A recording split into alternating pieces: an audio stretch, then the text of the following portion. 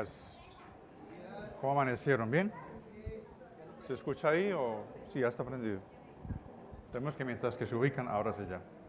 Muy bien, quería reforzar un poquito el anuncio que dijo Ulises ahora con respecto a la escuela bíblica. De pronto él habló de estudiar el capítulo 1. De pronto, para los que no vinieron el miércoles, estamos trabajando un folleto de evangelismo, ¿cierto?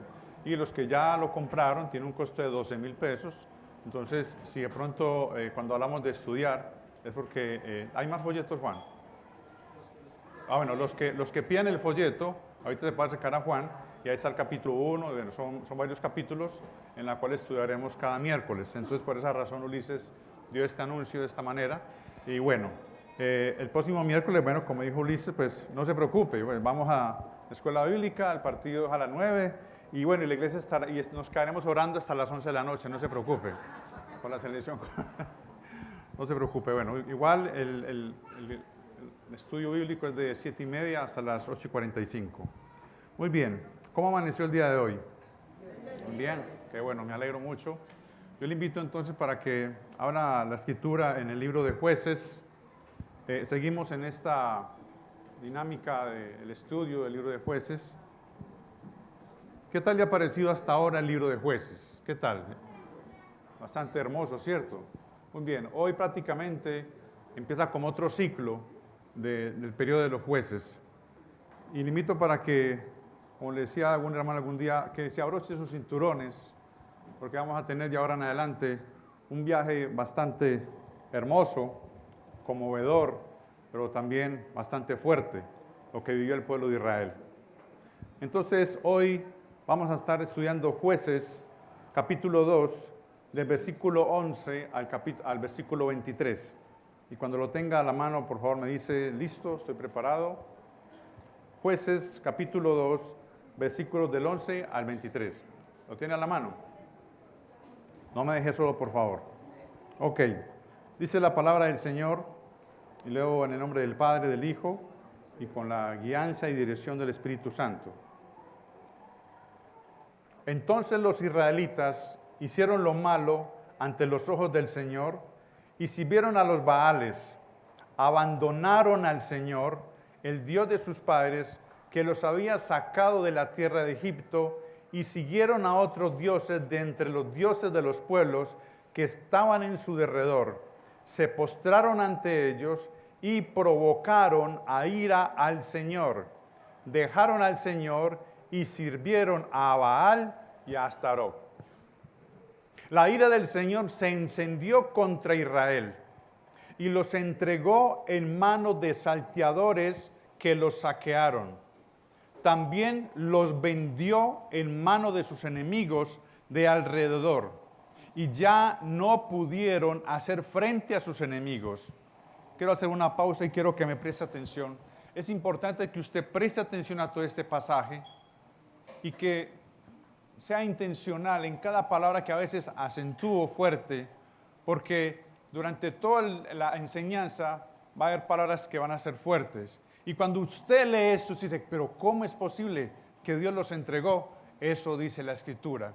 Y si eso dice la Escritura, debemos creer completamente lo que Dios ha hecho en este pueblo y lo que hará en nosotros. Amén. La palabra es la verdad y ella, la suma de tu palabra es verdad. Amén. Sigue diciendo entonces, versículo 14, repito, la ira del Señor se encendió contra Israel y los entregó en manos de salteadores que los saquearon.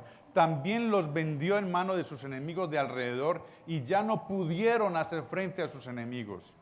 Por donde quiera que iban, la mano del Señor estaba contra ellos para mal, tal como el Señor había dicho y como el Señor les había jurado, y se angustiaron en gran manera. Entonces el Señor levantó ¿qué? Jueces que los libraron de la mano de los que los saqueaban. Sin embargo, no escucharon ¿a quién? A sus jueces. ¿Por qué? Qué palabra tan fuerte, ¿verdad? Porque se prostituyeron siguiendo a otros dioses y se postraron ante ellos. Se apartaron pronto del camino en que sus padres habían andado en obediencia a los mandamientos del Señor. No hicieron como sus padres, Cuando el Señor les levantaba jueces, el Señor estaba con el juez y los libraba de mano de sus enemigos todos los días del juez, porque el Señor se compadecía por sus gemidos a causa de los que los oprimían y afligían. Pero cuando moría el juez, ¿qué pasaba? Ellos volvían ¿a dónde? Atrás. ¿Y qué? Se corrompían aún más que sus padres, siguiendo a otros dioses, sirviéndoles e inclinándose ante ellos. No dejaban sus costumbres ni su camino obstinado. Entonces, se encendió la ira del Señor contra Israel y dijo: por cuanto esta nación ha quebrantado mi pacto que ordené a sus padres y no ha escuchado mi voz, tampoco yo volveré a expulsar de delante de ellos a ninguna de las naciones que Josué dejó cuando murió, para probar. ¿Para qué? Para probar por medio de ellas a Israel, a ver si guardan o no el camino del Señor y andan en él como lo hicieron sus padres. Así pues, el Señor permitió que aquellas naciones se quedaran allí, sin expulsarlas enseguida, ni las entregó en manos de Josué. Amén. Esta es la palabra del Señor, amada iglesia. Que el Señor nos dé su gracia, humildad y también el carácter para poder exponer su palabra. El título de este sermón se llama El Dios que prueba. El Dios que prueba. Y tiene 3 divisiones. El primero se llama pueblo amado, pero rebelde y contumaz.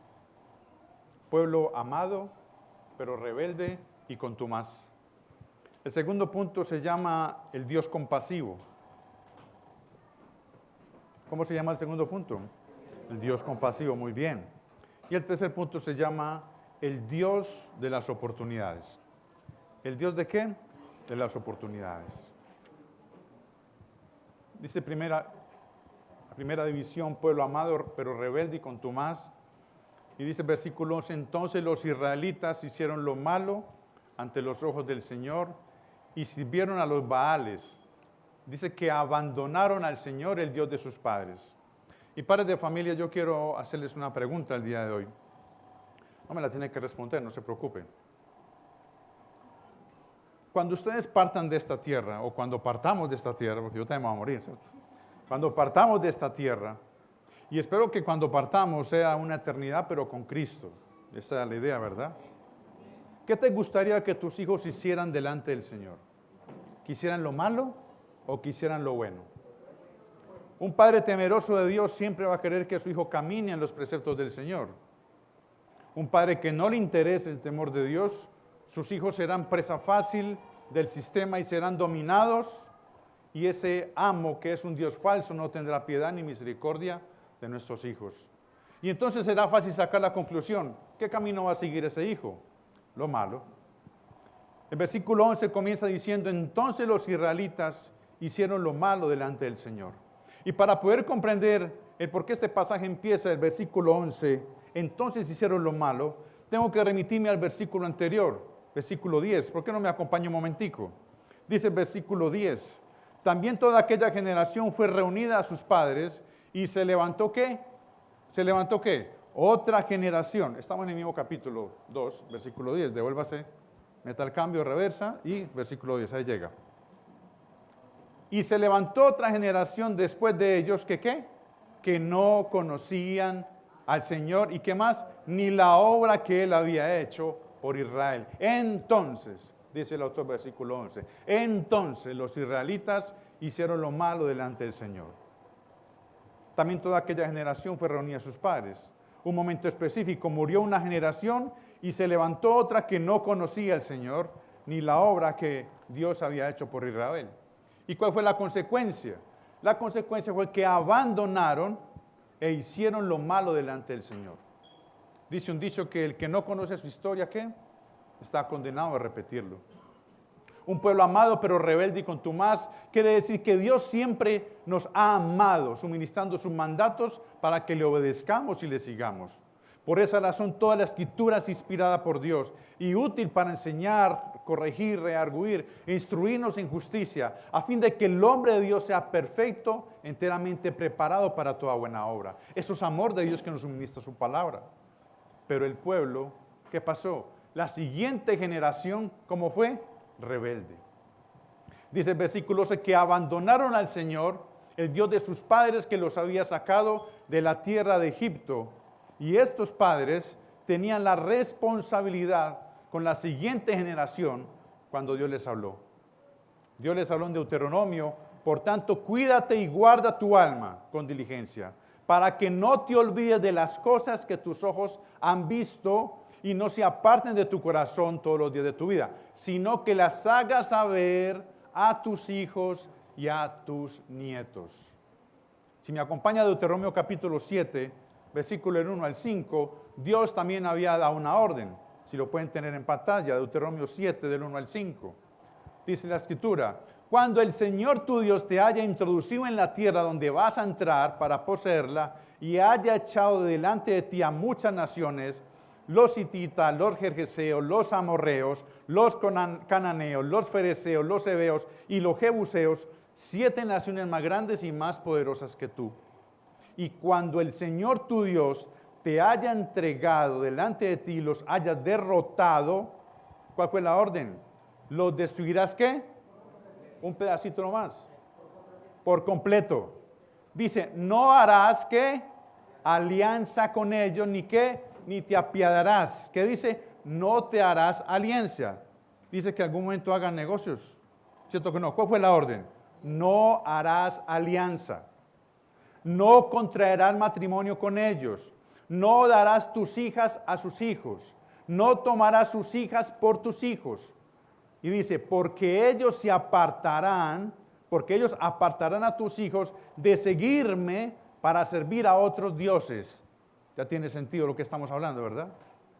Porque ellos apartarán a tus hijos de seguirme para servir a otros dioses. Entonces la ira del Señor se encenderá contra ti y pronto te destruirá. Las instrucciones eran claras, ¿verdad? Si Dios dice blanco, ¿es qué? Es blanco. Si Dios dice negro, ¿es qué? Es negro. No, Señor, me parece que el negro sale mejor con el blanco. Y tenemos un gris, Señor, ¿qué te parece? No harás alianzas. Las instrucciones eran claras, pero hicieron lo malo. Hicieron todo aquello que no es agradable al Señor. Lo cambiaron por otro. Se pusieron al servicio de los Baales y de Astarot. Abandonaron al Señor, el Dios de sus padres que los había sacado de Egipto. Y siguieron a otros dioses de entre los dioses. Imagínense qué multitud de dioses había. No hay nada más fuerte que escuchar esa palabra, abandonaron. ¿Qué se le viene a usted cuando le dicen o escucha de alguien? No, fulanito me abandonó. En los matrimonios pasa mucho eso, ¿verdad? ¿Qué pasó con tu esposa? No, mi esposa me abandonó. Mi esposo me abandonó. No duele el corazón, ¿verdad? Escuchar eso. Eso duele. Y dice, abandonaron y se postraron. Abandonar es romper el pacto de lealtad espiritual. La relación de Dios con Israel era similar a un matrimonio. Abandonar a Dios equivale a una traición o a una infidelidad conyugal. Abandono aquí no es ateísmo, es simplemente idolatría. Cambiar al Dios verdadero por un Dios falso. Implica entonces dejar de obedecer los mandamientos de Dios y descuidar mi relación, descuidar la gratitud por las bendiciones del Dios verdadero. El pueblo se alejó geográficamente de la tierra prometida. Imagínense, el pueblo ya estaba en la tierra prometida. Sin embargo, dentro de la tierra prometida, en su bendición, tomó la decisión de abandonar a Dios. Abandonó su devoción a Él y descuidó las leyes que Dios ya le había dado. Recuerda lo que hablamos en Deuteronomio, ¿verdad? En este versículo, abandonar también es un sinónimo de apostatar, es decir, niega la fe y la lealtad que antes le había prometido al Dios verdadero. Esta nueva generación terminó, amada iglesia, abandonando, sirviendo y se postraron. Fue el acto final. Postrados, arrodillando arrodillados en sumisión y respeto y adoración a un falso Dios. La nueva generación se dejó seducir por la cultura cananea. Y cuando se es seducido y termina postrado, se ha negado la fe de la lealtad que antes decían tener con el Dios verdadero. Y terminan obstinadamente esclavizados. Por eso, Romanos 12:2, recuerda lo que dice: no se adapten a este mundo, ¿verdad? No se adapten a este mundo.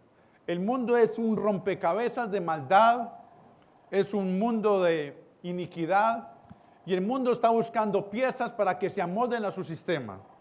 Y pareciera que la iglesia a veces pareciera ser parte que nos queremos amoldar a ese sistema. Y encajamos en ese rompecabezas perfecto que ellos quieren. Pero la Escritura sigue diciendo y seguirá diciendo hasta que Cristo venga: no se amolden a este mundo. Si la Escritura dice no matarás, no robarás, ¿qué parte del no entendemos? ¿Verdad? Siempre lo he dicho, ese es mi caballito de batalla. Hay un anuncio por ahí que ponían hace mucho tiempo en los parados de buses: no matarás. ¿Qué parte del no entiendes? Recuerdo cuando le decimos a los hijos: no, mamá, ¿por qué, papá? Porque no lo vas a hacer. El no simplemente es una orden que Dios da por amor, porque nos quiere cuidar. No se adapten a este mundo, seducidos por la cultura. Pero entonces la gran pregunta es: ¿qué fue lo que vieron? ¿Qué vio Israel en Canaán? Estos cananeos adoraban a Baal y a Astarot. Baal se dice que era el dios de la fertilidad y de las lluvias y de las tormentas. Y Astarot representaba el amor sexual, la guerra y la política. Para los cananeos, Asera era la madre de todos los dioses y esposa celestial de Baal. Y creían que cuando se unían en su rito sexual, hacían que las cosechas fueran prósperas. Los cananeos quisieron ser partícipes de esas deidades falsas. Los templos cananeos albergaban hombres y mujeres llamadas prostitutas y prostitutos.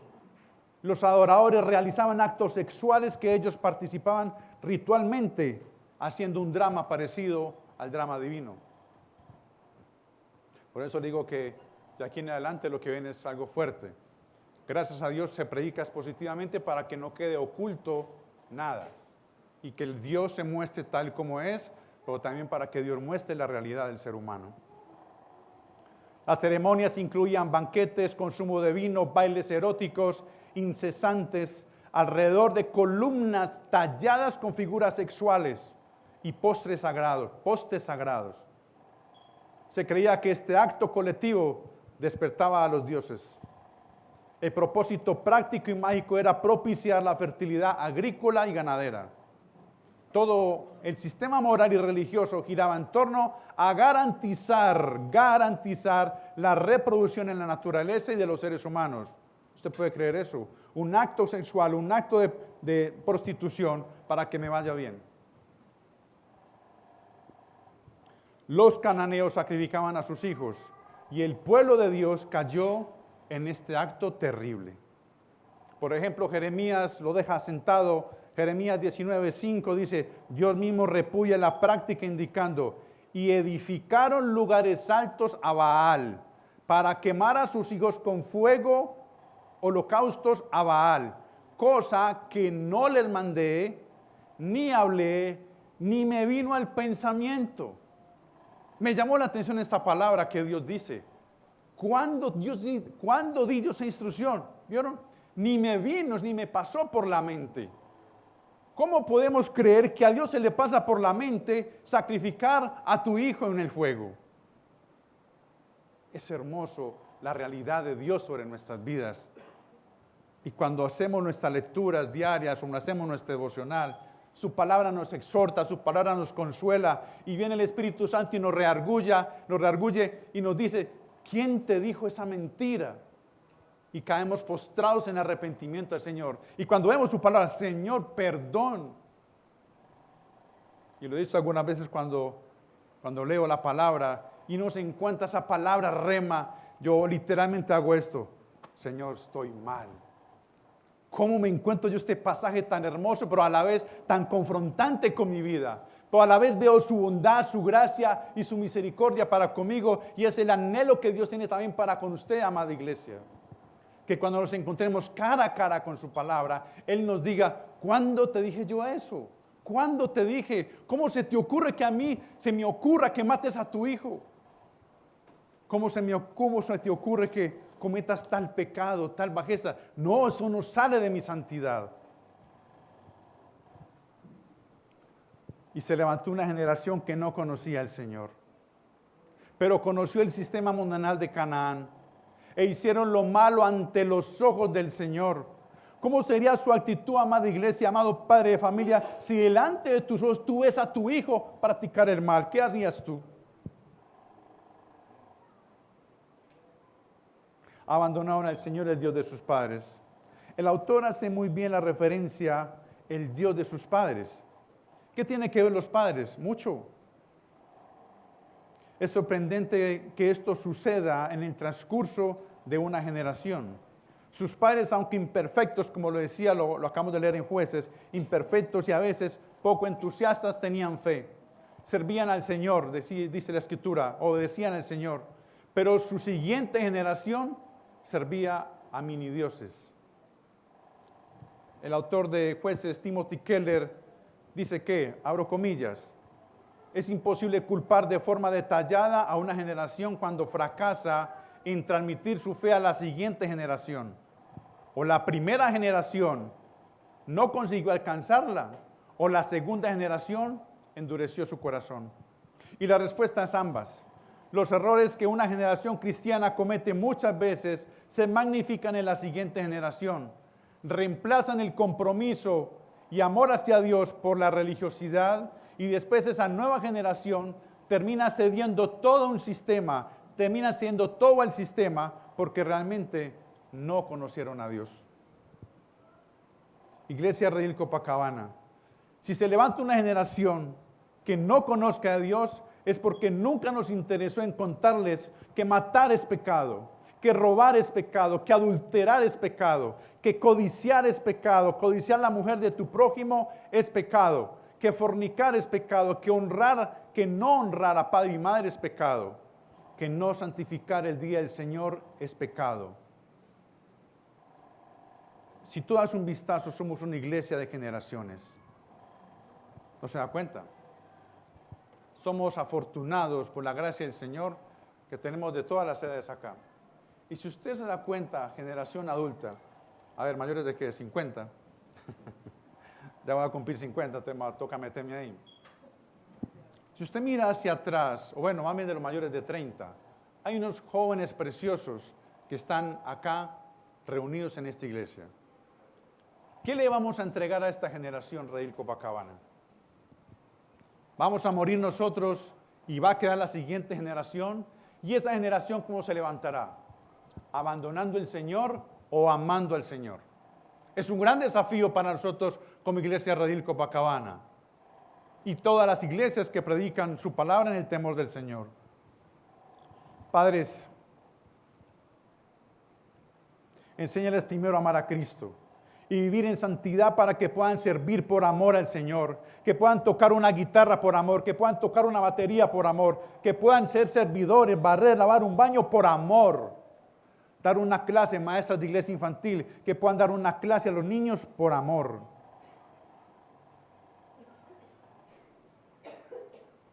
De lo contrario, mi amado, el servicio, la guitarra, la batería se convertirá en una especie o una cuota inicial de un ídolo. Creeremos que sirven a Dios vivo, pero no. Nunca conocerán a Dios de sus padres. Entonces afuera el mundo será activo y abandonarán al Señor. O si es que nosotros como padres no lo hemos abandonado ya. Israel vio las costumbres y le gustó. Oiga, qué tremendo. Israel vio las costumbres y le gustó y se postró a su Dios falso. Y le pareció que todo estaba normal. La iglesia no puede caer en ese juego, caer en un sistema de placer, satisfacción, deseos, prosperidad Y donde el mismo sistema nos dice, o el enemigo, no dependa de tu Dios, depende de ti mismo. Recuerda la mentira que le dijeron a Eva, no pasa nada, tú puedes. Él no te dio el poder para hacer riquezas. Y el mismo enemigo utiliza la palabra de Deuteronomio 8:18. ¿Acaso Él no te dio el poder para hacer riquezas? Depende de ti mismo. Es una mentira como en el Edén. No moriréis. Vemos modas, música que desagradan al ser humano. Muchos cristianos se dicen llamar cristianos, pero se están postrando ante los ídolos de este mundo. Ya, por ejemplo, la chica adolescente ve otra mujer, va a un centro comercial, ve un vestido muy bonito, sensual, un escote, una transparencia, dice, mamá, qué ropa tan bonita, madre, ¿me lo puedes comprar caro, hija, para que vamos el domingo a la iglesia? No te preocupes, porque nos parece normal.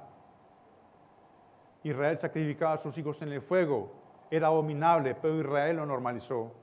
Hoy en Colombia, en nuestra nación, tu nación, mi nación, se normalizó, se aplaude el aborto. Y es normal matar a un niño, pero es aberrante matar a un animal. Pero qué lindo, bravo, aplauso, la libertad que iba a la muerte de un niño. Se normalizó el consumo de la dosis mínima, se normalizó el consumo de drogas. Eso pasa en mi Colombia, en nuestro país. El gobierno normalizó el reclutamiento de menores de edad y eso es normal. Mentir es normal. Miento para curarme en salud, hermano.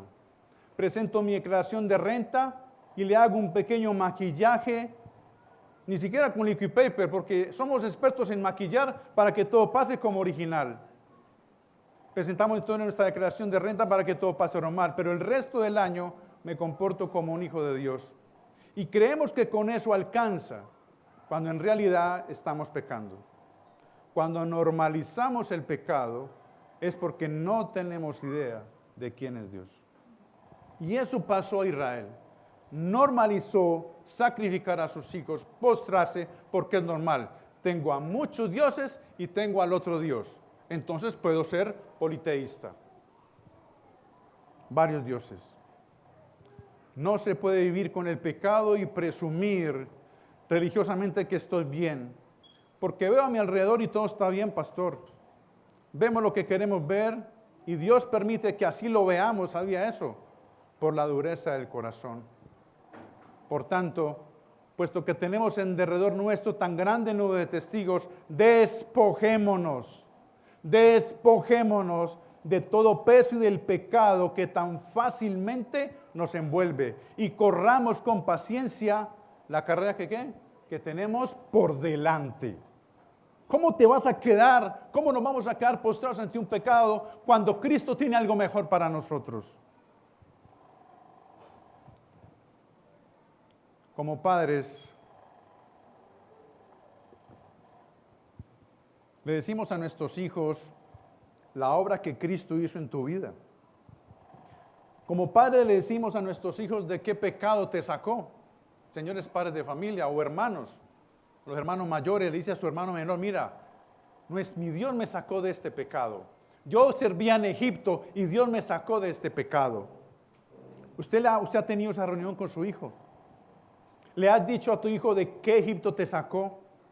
Hijos, muchachos, pídanle a sus padres que te expliquen quién es Dios y te darás cuenta si tu padre es lo que dice ser.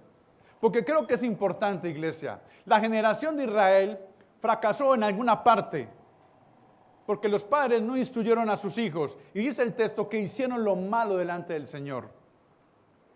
Seguramente, claro, o se dedicaron a la prosperidad o se dedicaron a conquistar y olvidaron que les transmitieran quién era Dios realmente, en entender y conocer quién es Dios. Y cuando no se explica a tu hijo, a nuestros hijos, a la generación venidera, quién es Dios realmente, que Dios no es maná, que Dios no es un milagro, que Dios es el que nos salvó de nuestros pecados. Recuerdo esa parte que Jesús le dice, cuando mucha gente sigue a Jesús, y Jesús llega y se voltea y le dice, ustedes me siguen porque les di comer ayer. Los 5,000. Y dice la Escritura que muchos dieron la media vuelta y se fueron. Unos fueron a la izquierda, otros a la derecha. Bueno, yo soy de Cristo. Y se voltearon y se fueron. Solo porque Jesús les dijo, muchachos, ustedes me siguen porque les di de comer. Y se enojaron por eso. Y Jesús llega y le dice a los discípulos, ustedes también se quieren ir. Pero el Señor le revela a Pedro, no, Señor, ¿a dónde más vamos a ir? Tenemos claro que solamente tú tienes ¿qué? Palabras de vida eterna. Y esa era la palabra que los padres tenían que transmitir. La transmitieron, sí, como decía el autor Timothy Keller, pero en alguna parte se falló. Hicieron lo que tenían que hacer y quizá la generación siguiente no quiso escuchar la voz de Dios. Así que yo le invito, joven, adolescente. ¿Cuántos adolescentes hay aquí? A ver. Hoy, bueno, yo sé que hoy es el Día del Padre, lo adelantaron, ¿verdad? Lo adelantaron, feliz día, papá. Próximo domingo tratamos de dar un detallito. Pero qué bueno que hoy en el Día del Padre, ve, Padre, sé que hoy es un día especial, comercial para ti. Pero más que eso, Padre, yo quisiera saber, el Dios que tú me predicas, ¿de dónde te sacó? Yo quiero conocerlo realmente. Padre de familia, entonces prepárate. Uy, José, la puso muy alta y me invitaron a un restaurante muy lujoso. Por eso, qué bueno que le expliques ahí que Dios no es lujos, que Dios es un Dios santo y que te rescató de esa vida fangosa que teníamos. Entonces, adolescente, hijo, te darás cuenta si tu padre es lo que dice ser. Israel tuvo una consecuencia, hizo lo mal y sufrió la consecuencia. Israel tomó una decisión, abandonó al Señor y la respuesta del Señor nos hizo esperar. La ira del Señor se encendió. Dios se aira cuando las personas ponen en su mundo otras cosas en lugar de Él. Su ira no es contra un grupo, aquí está airado contra su propio pueblo. La ira no siempre es lo opuesto al amor, la ira puede ser una manifestación de amor. Aquí Dios como Padre cuyo Hijo lo ha rechazado por completo. Muchos cristianos moralistas podrán decir, pero Dios no es ira, Dios es amor. Peace and love, dicen algunos. Paz y amor. Dios es paz y amor. Entonces la pregunta, ¿cómo explicamos este texto? ¿Acaso qué reacción tomas tú cuando el ser que tú más amas de la noche a la mañana te dice, ya no te amo? Y le rinde su amor a otra persona o a otra cosa. El versículo 15 termina diciendo que la mano del Señor estaba en contra para mal. Es que no se puede pecar y decir que estoy bendecido y en victoria. Entonces Dios es malo. La pregunta, ¿Dios es malo entonces? No. Él sigue siendo santo y su ira es santa. Es nuestro pecado que nos separa de Dios y al final dice el texto que se angustiaron en gran manera. Dice simplemente que se angustiaron, pero no me muestra el texto como tal ahí que hubo una expresión de arrepentimiento. Amén. Sigamos en el siguiente punto, el Dios compasivo. Ese punto está entre el versículo 16 y versículo 19. Para no leer todo, dice el versículo 18, cuando el Señor lo levantaba a jueces, el Señor estaba con el juez y lo libraba de mano de sus enemigos todos los días del juez, porque el Señor se compadecía de su gemido.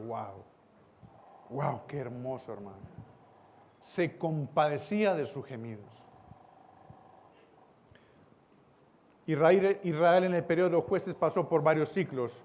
Primero, el abandono y rebelión contra Dios. Segundo, ser invadido por naciones enemigas. Tercero, ser librado por un juez. Cuarto, permanecer fiel a Dios bajo ese juez. Quinto, cuando el juez moría, se olvidaban de Dios.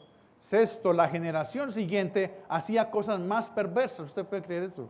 Hacía cosas más perversas. Y séptimo, no dejaban sus costumbres y su camino obstinado.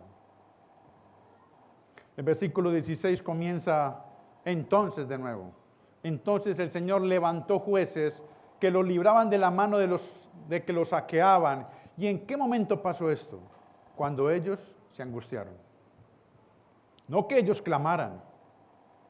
Dios vio su angustia, así como Dios vio la angustia en Egipto. A pesar de su desobediencia, Dios mostró misericordia y fue compasivo. Sus ídolos falsos, Baal y Asera, no saben esta terminología, misericordia y compasión. Los ídolos falsos no entienden esa palabra. Porque el fin de un ídolo es oprimirnos, oprimirte, someterte. Ellos no tienen misericordia. Su fin es que seamos esclavos. El pasaje empieza a mostrar esperanza. El Señor levantó. Y ahí yo tengo esperanza, puedo regocijarme. El Señor levantó, y es Dios y solo Dios que puede levantar del lodo y del fango a todo aquel que está en angustia, para que nuestra mirada esté en aquel que todo lo puede, porque Él se apiada de nosotros, se acuerda que somos polvo, obra de sus manos. Amén. No sé, pero yo estoy contento, hermano. Y con el libro de Jueces, sí, hermano, estoy contento porque veo la bondad, la misericordia de Dios a pesar de nuestra infidelidad. Entonces Dios levantó jueces. Dios tuvo compasión. Dios tuvo compasión. Tuvo misericordia. No les dio lo que merecían. Eso es misericordia. Y es exactamente lo que hace que en nuestras vidas toda desobediencia exige un juicio. Pero Dios muestra su amor para con nosotros en que siendo pecadores, Jesucristo murió por nosotros. Y eso es un acto de amor incondicional e inmerecido. ¿Y sabes por qué? Porque Él no se ha olvidado de su pacto. Es su pueblo que no se ha olvidado. Él no se ha olvidado. Los olvidadizos somos nosotros. El Dios compasivo levantó jueces para librarlos de los saqueadores. Cuando Israel estaba a punto de sacar sus cosechas, el enemigo venía y se robaba todo lo que ellos tenían. Por tal razón era su angustia. A pesar de su pecado, enredándose con el mundo, Dios proveía su alimento. Pero al momento de sus negocios, de transar, de cobrar su sueldo, venían y lo saqueaban. Y su angustia es, pero Señor, ¿qué pasó? ¿Qué está pasando con mi vida? Nada funciona, todo se va en saco roto. Tengo cosechas y no puedo disfrutar de ellas. Y es que no se habían dado cuenta que su pecado los ha vuelto ciegos y su fin es angustiarse en gran manera. Pero el pueblo no puede ver la bondad de Dios. Solo Dios es quien escucha nuestras angustias y Dios se levanta para librar a su pueblo de su angustia. Entonces significa eso que perseveraremos en el pecado para que la gracia de Dios abunde. De ninguna manera. Porque los que hemos muerto al pecado, ¿cómo viviremos aún en él? Porque se puede tomar ese pasaje mal y decir, no, pues mi Dios me bendice. Entonces perseveraremos en el pecado para que la gracia de Dios abunde. Se llamaría libertinaje. El propósito, amada iglesia, de la gracia y la bondad de Dios no es mantener a la persona en el fango, sino librarla para que ande en un camino nuevo de vida en Cristo. Antes el pecado era el amo del ser humano. Ahora por la gracia el creyente liberado y se convierte en un siervo de la justicia, y esa justicia solamente la puede ofrecer nuestro Señor Jesucristo. Pero en este pequeño renglón y a la vez grande bondad de Dios, se nos puso una palabra que poco nos gusta. Si usted pone sus ojos en el versículo 17, dice, sin embargo. Versículo 17, sin embargo, no escucharon a sus jueces, porque se prostituyeron. Y cuando moría el juez, ellos volvían atrás, permanecían leales a Dios cuando estaba el líder. Pero moría el líder, ¿y qué pasaba? ¿Qué pasaba cuando moría el líder? Todo era un caos. Hermano, yo sé que esta palabra es fuerte, pero por favor no me deje solo. Porque todos juntos vamos a glorificar al Señor con esta palabra. Amén. Esta es la realidad de un pueblo. Y la Escritura lo que hace es mostrarlo. ¿Acaso cuando usted no se levanta por la mañana y se mira en el espejo, ¿eso es todo feíto? Esta es la Escritura. Créanme que no es fácil predicar el texto de Jueces. Pero si realmente amamos a Dios, deberíamos amar toda la Escritura. Toda la Escritura por completo, porque lo que viene es muy fuerte. Cuando moría el juez, ellos volvían atrás, permanecían leales a Dios cuando estaba el líder, pero moría el líder y todo era un caos. Y a eso se llaman cristianos emocionales, dependientes de una persona y no de Dios. Pastor, ore usted que Dios a usted sí lo escucha. Buscamos consejería y salimos diciendo, el pastor me dijo que hiciera esto. No, no diga eso. Diga, mire, el pastor me guió por las Escrituras, el pastor me mostró las Escrituras y me guió y necesitaba arrepentirme que estaba separado de Dios y necesitaba ver la bondad de Dios en mi vida. Y fue la Escritura, no fue el pastor. Fue su palabra. Algunos dirán, el pastor se fue, está en vacaciones. Bueno, entonces yo vuelvo cuando el pastor venga. Porque Ulises, Juan Esteban y José no, predican muy duro. O a veces me hacen dormir en la predica. Es mejor con el pastor. No, no diga eso. Es la Escritura. Fue su palabra. Es, mi amado hermano, son iglesias pastor dependientes. Queremos estar bajo un líder y si está bien, son siervos de Dios. Y está bien. Los pastores, los líderes son siervos del Señor, pero se convierten muchas veces en ídolos. Si no predica este pastor o el otro, el culto estuvo un poco aburrido. No mires al hombre, porque estamos pecando. Escucha el contenido de la palabra y qué te está hablando Dios hoy. En lugar de mirar mi error como predicador, ¿por qué lo voy a tener? Porque lo voy a tener. Mira la bondad con la que Dios te está pastoreando tu corazón el día de hoy. Y si me vas a señalar por el error, que el error no sea más grande de lo que Dios está hablando a tu vida el día de hoy.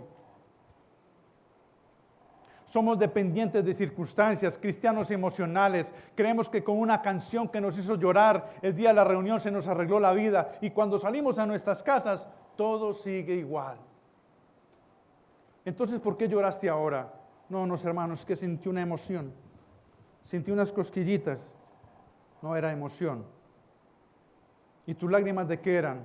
Si nuestras lágrimas y nuestro gemir no nos conduce al arrepentimiento, se ha fracasado en nuestra devoción a Dios. Solamente era una emoción. La iglesia corre peligro de caer en estas prácticas. Y el mayor peligro no es el ateísmo, no. El peligro es que le pidamos a Dios que coexista con los ídolos.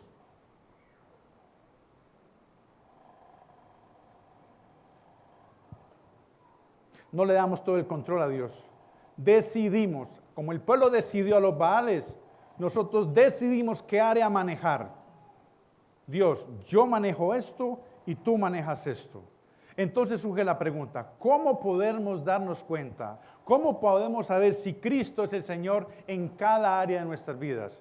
Primero tenemos que identificar los dioses falsos de nuestra cultura.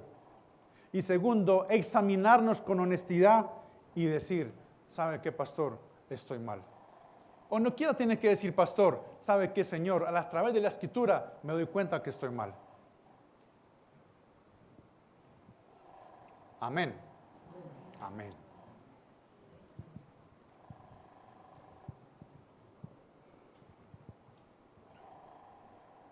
Somos emocionales, somos circunstanciales, porque quizás no hemos conocido a Dios realmente. El pasaje sigue diciendo, no escucharon a sus jueces. No escucharon a sus jueces. ¿Por qué? Porque se prostituyeron, siguiendo a otros dioses. Es una imagen sorprendente, muy impactante esta, ¿verdad? Hablar de esa palabra, prostituirse. Hermano, por favor, no diga esa palabra. No, es que hay que leerla. Dice prostitución. ¿Qué más puedo hacer? ¿Cierto? Hay que leerla. O usted en su devocional dice desobedeciona al Señor. No, usted no hace esa devocional, ¿sí, cierto? ¿Cierto que no? A ver, ¿cómo dice el texto? ¿Es el versículo cuál? Acompáñame, por favor. 17. Entonces usted está leyendo, dice, sin embargo, no escucharon a sus jueces porque siguieron otros dioses. ¿Cierto que usted no lee así? ¿Cierto que usted no lee así? Dígame si estoy en un error. Entonces, ¿por qué tengo que dejarlo pasar por alto en el sermón? Se prostituyeron. Así como en su santidad, como es su santidad, la muestra de su perfecta gloria, esplendor y perfección, igual nos muestra la bajeza de nuestro pecado, repugnante y sucio de nuestros actos. Las prostitutas de Canaán eran personas que sus vidas estaban fuera de control, que estaban desesperadas y que se estaban ofreciendo sin obtener un cambio ninguno de amor y placer verdadero. La palabra prostituyó nos dice que cuando servimos a un ídolo entramos en una relación intensa con él, en la cual ésta nos domina, nos usa sin realmente preocuparse por nosotros. Somos completamente vulnerables y creemos que el pecado se preocupa por nosotros y lo que realmente está haciendo el pecado es matarnos lentamente. Dios quiere que le conozcamos y amemos como una persona, como una esposa ama a su esposo. El mismo Dios se hace llamar nuestro esposo. Isaías 54:5 dice una parte muy hermosa. Porque tu hacedor es tu esposo. ¿Lo tienes ahí, por favor? Porque tu hacedor es tu esposo. ¡Wow! Míralo. Porque tu hacedor es tu esposo. El Señor de los ejércitos es su nombre. Y tu Redentor es el Santo de Israel, que se llama el Dios de ¿qué? De toda la tierra. ¡Wow! ¡Qué hermoso! ¡Qué hermoso es su hermano! Un matrimonio es un compromiso legal y exclusivo, pero no solo eso, el matrimonio verdadero se trata de un amor profundo, íntimo y desinteresado. Israel entonces se convirtió en la prostituta casada. Así es como Dios describe a su pueblo en uno de los pasajes más impactantes y sorprendentes de la Biblia. Oseas capítulo 1, 2 y 3. Dice que su pueblo se quitó, dice que Dios quiere que su pueblo se quite el rostro del maquillaje de prostituta y de entre los pechos de los adornos de ramera. Oseas capítulo 2, versículo 2, ¿lo tienes por favor? Oseas capítulo 2, versículo 2 y versículo 13. Mira lo que dice. Discutan con su madre, discutan porque ella no es mi mujer y yo no soy su marido. Está hablando Dios a su pueblo. Que quite pues de su rostro sus prostituciones y sus adulterios de entre sus pechos. Versículo 13. No, el 13, por favor. Ok, mientras lo ponen. La castigaré por los días de los Baales, cuando ella les ofrecía sacrificios y se adornaba con sus arcillos y joyas, y se iba tras sus amantes, y se olvidaba de mí, declara el Señor. Dios da una orden al profeta Oseas, que tome una prostituta y se case con ella. ¿Recuerda el nombre de ella? ¿Cómo se llamaba? Gomer. Para que su matrimonio sirva de ejemplo a su pueblo. Dios le dice a Oseas, tu esposa te es infiel, tiene un amigo que es su amante. También los israelitas me son infieles, pues adoran a dioses falsos y comen de las ofrendas que presentan. Sin embargo, ve y ama a tu esposa, así como yo amo a los israelitas. Wow. Por favor, no me mire así. Yo tengo que leer lo que dice la Escritura, yo qué culpa. Sin embargo, ve y ámala. ¿Ah? Yo estoy a la puerta y llamo. Si alguno oye mi voz, yo entraré.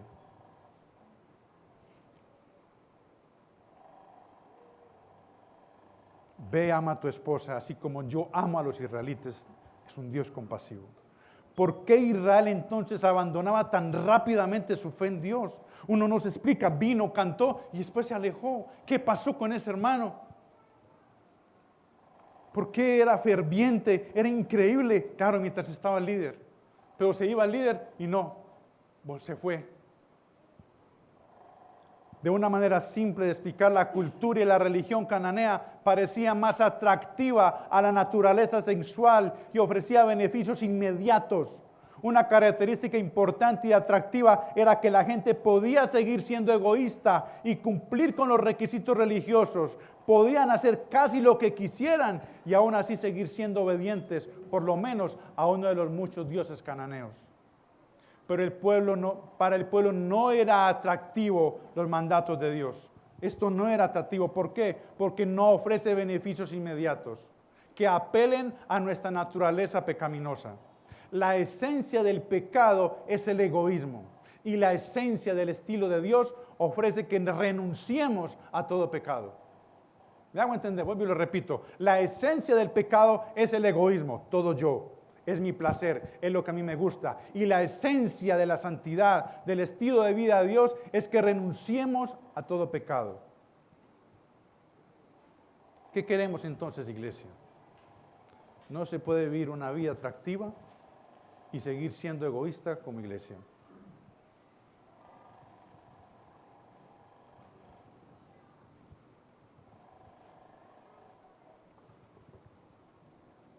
Que Dios nos ayude, ¿verdad?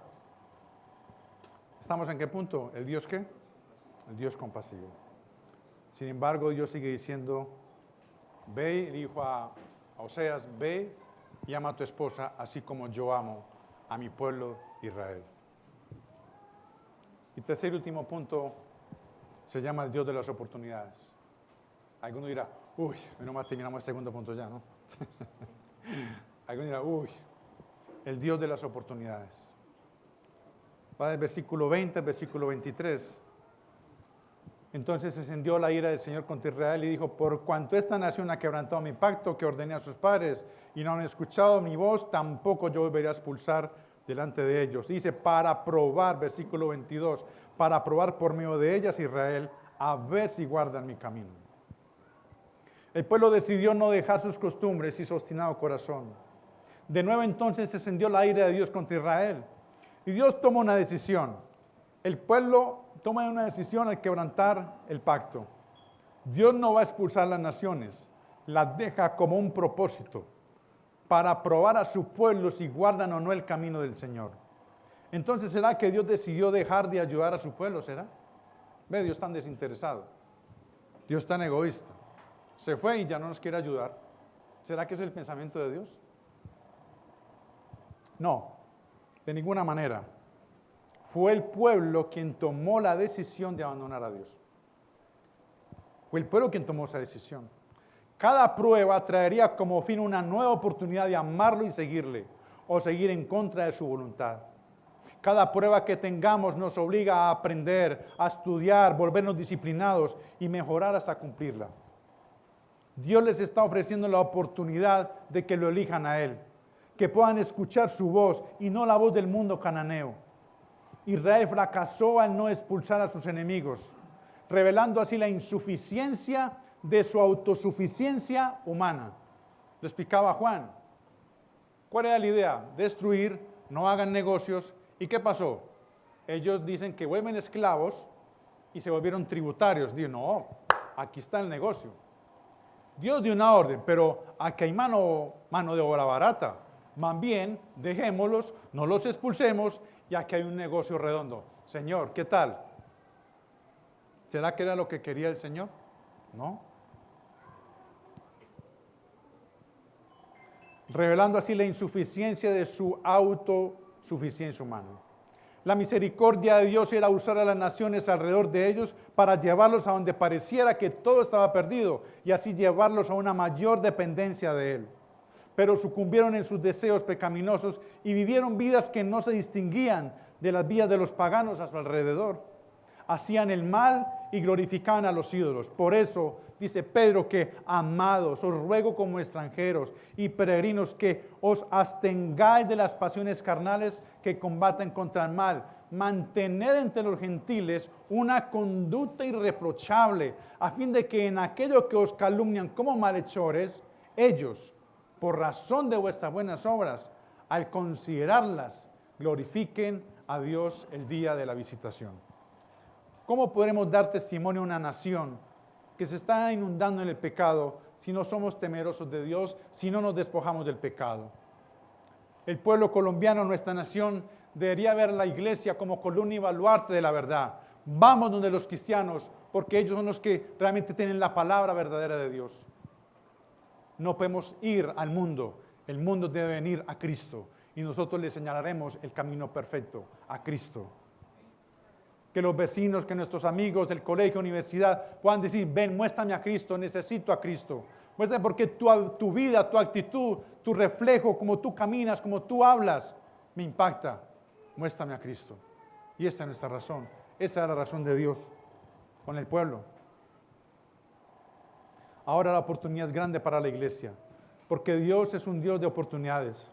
Debemos mirar nuestra condición, porque ciertamente mi amado hermano y tú, amigo que me escucha, nuestro corazón es una fábrica constante de ídolos y amadores de sí mismo, avaros, vanagloriosos, soberbios, blasfemos, desobedientes a los padres, ingratos, impíos, sin afecto natural, implacables, calumniadores, intemperantes, crueles, aborrecedores de lo bueno, traidores, impetuosos, infatuados, amadores de los deleites más que de Dios. Eso habla Pablo a Timoteo. Tengamos cuidado, iglesia, no sea que estemos abandonando al Señor.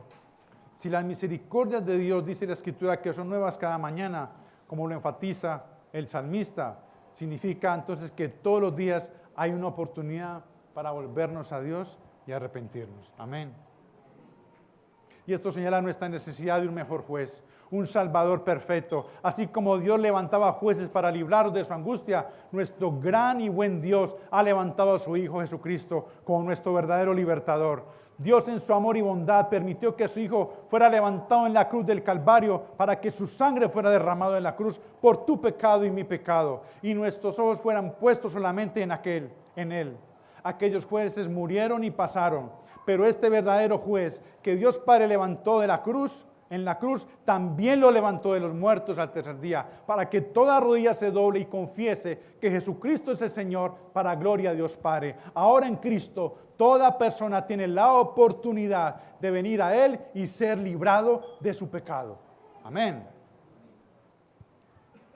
Pero Cristo, habiendo ofrecido un solo sacrificio por los pecados para siempre, se sentó a la diestra de Dios, esperando de ahí en adelante hasta que sus enemigos sean postrados a sus pies. Este es el pacto que haré con ellos. Después de aquellos días, dice el Señor, pondré mis leyes en su corazón y su mente las escribiré y nunca más me acordaré de sus pecados e iniquidades. Ese es nuestro Dios.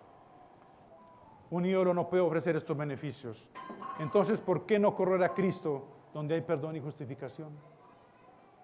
Reconozcamos, mis amados hermanos, que somos hombres y mujeres rebeldes y que no podemos negar la bondad de Dios todos los días de nuestra vida.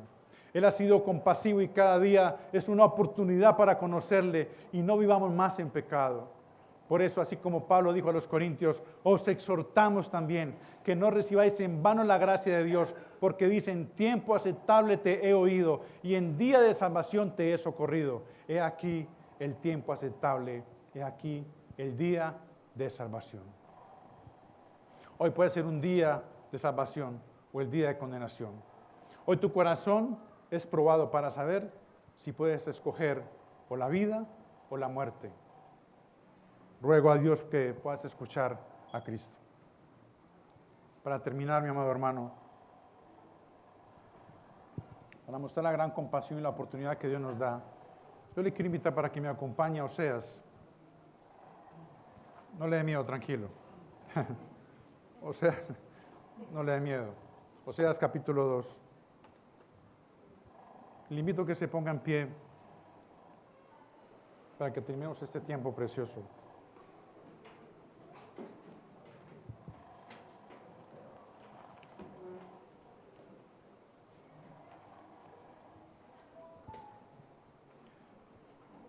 Dice Oseas capítulo 2, del 14 al 17 y del 19 al 23, algo precioso. Dios es un Dios de oportunidades. Dios nos prueba y nos da oportunidades. Y no es que le quiera decir que no todo era regaño y le voy a dar esto, no. Es para que usted conozca la plenitud, conozca por completo quién es tu Dios y quién es mi Dios.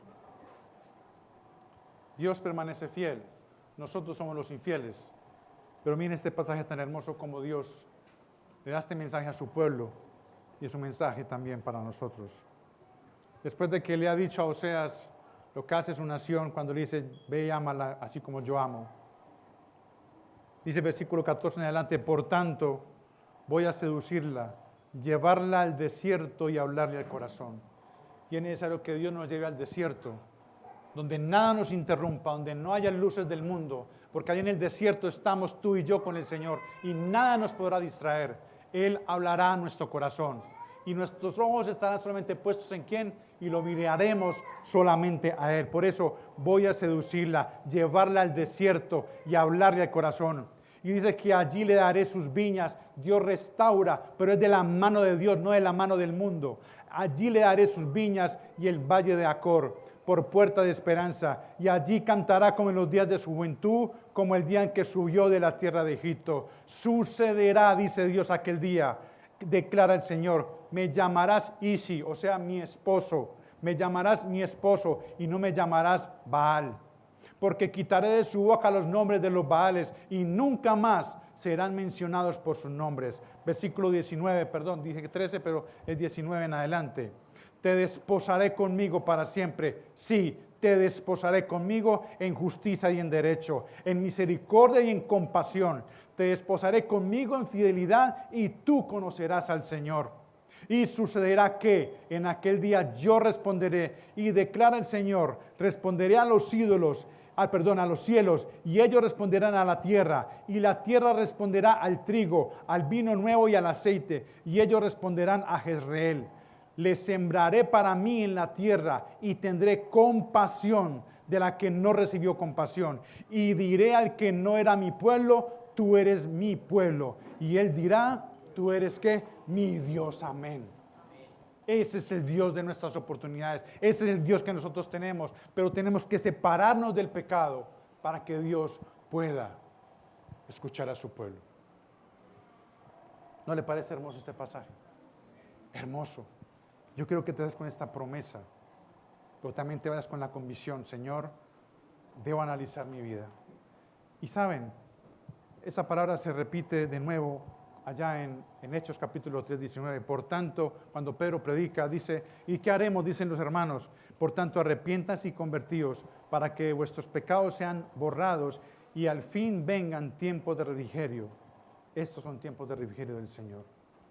Tiempos de dejar los ídolos y tiempos de amar a nuestro Dios. Amén. Padre, gracias.